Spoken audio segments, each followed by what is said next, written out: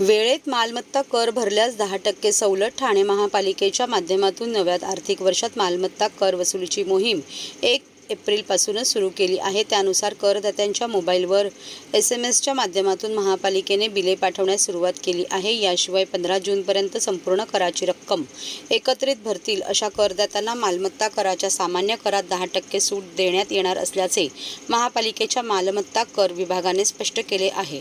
ठाणे महापालिकेच्या मालमत्ता कर विभागाने मागील सरत्या आर्थिक वर्षात 6% कमी वसुली केल्याचे दिसून आले आहे. या विभागाला 2023-24 मध्ये 750 कोटींचे उद्दिष्ट देण्यात आले होते. मात्र आर्थिक वर्ष संपत आले तेव्हा मालमत्ता कर विभागाने 703.93 कोटींची वसुली केली आहे. यंदा देखील मालमत्ता कर विभागाचे उद्दिष्ट निश्चित करण्यात आले आहे. पहिल्याच दिवशी महापालिकेच्या या विभागामार्फत करदात्यांना देयके व कर भरण्याच्या लिंकसह SMS द्वारे पाठवण्यात आली.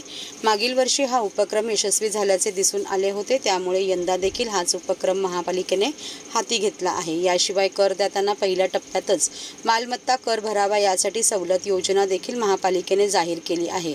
त्यानुसार जे करदाते 2024-25 या आर्थिक वर्षाच्या मालमत्ता कराच्या देयकातील पहिल्या 6 महिन्याच्या मालमत्ता करासोबत दुसऱ्या 6 महिन्याचा मालमत्ता कर अशी संपूर्ण कराची रक्कम एकरकमी 15 जून 2024 पर्यंत महापालिकेकडे जमा करतील अशा करदात्यांना त्यांच्या दुसऱ्या 6 महिन्याच्या देयकातील सामान्य करामध्ये 10% सवलत देण्यात येणार आहे. यानुसार 15 जूनपर्यंत रक्कम भरल्यास 10% सूट दिली जाणार आहे.